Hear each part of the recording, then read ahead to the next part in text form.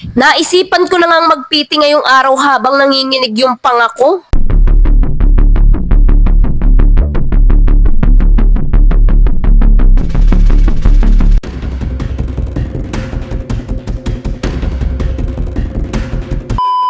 Kakagising ko nga lang at ngayon nga ako magtatry mag-PT. Dahil ang tamang paggamit daw ng PT ay sa umaga paggising mo yung unang ihi mo. Umihi na nga ako at eto na nga iinumin ko na. Hala, hindi mo iinumin te, ihi mo yan, hindi yan Red Horse. Sobra nga akong kinakabahan ng mga oras na yan dahil hindi ko nga alam ang magiging resulta. Pero kung ano man nga ang lumabas sa resulta, syempre tatanggapin natin yan ng buong buo. Mumurahin nga lang itong PT na nabili ko, hindi ko pa naman na-try yung branded na PT dahil never pa namang sumablay sa akin kahit mumurahin lang. Puro tama nga ang hula. At eto na nga, papatakan na natin ng 3 patak ng ihi ng dragon. Sobra nga ang nginig ko ng mga oras na yan.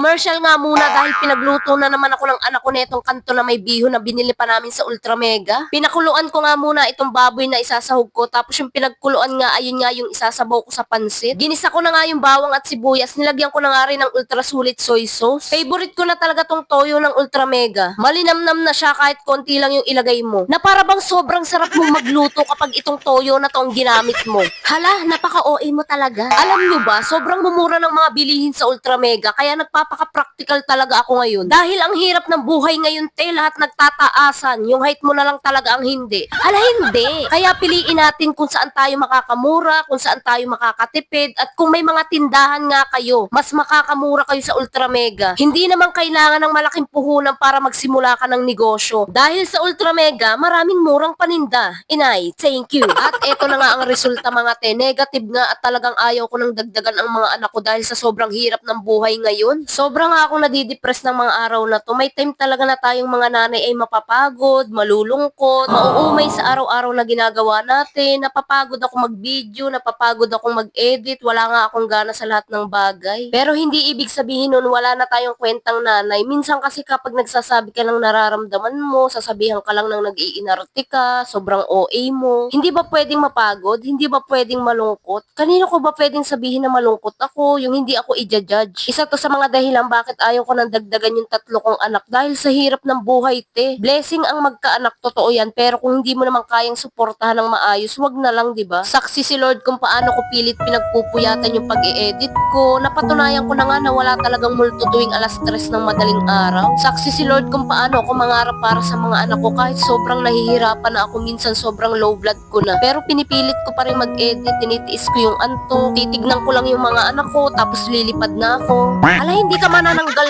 te. Bakit ba kasi kailangan natin magdrama dito eh? Basta ayun nga, gusto ko lang sabihin sa mga kabataan na hindi biro ang maging isang magulang. Malaking responsibilidad yan sa buhay mo. Hindi ka pwedeng sumuko, pero pwede kang mapagod. Magpahinga ka lang. Ako sa sobrang gusto kong bigyan ng maayos na buhay yung mga anak ko, hindi ko nga namamalaya na nadidepress na pala ako. Kaya yung PT kanina negative, implant user talaga ako at expired na, kaya nag-PT muna ako bago magpakabit ulit. Wala na talaga akong balak mag-anak pa, pero kung ibibigay nga, wala naman akong magagawa. Kasi may mga sumasablay na contraceptive, pero wag naman sana sa akin, sa inyo na lang. At gusto ko lang magpasalamat sa inyong lahat guys, sa mga sumusuporta sa amin, sa mga hindi nang iwan, sa patuloy na sumusuporta. Sobrang salamat sa inyong lahat guys, hindi namin mararating kung hindi dahil sa inyo. Mahal na mahal namin kayo ni Papa Plates. Sana patuloy pa rin tayo magsama-sama hanggang dulo. Tama na te, sobrang drama mo na talaga. Wala lang, naiiyak lang ako sa mga nangyayari. Basta mahal ko kayo.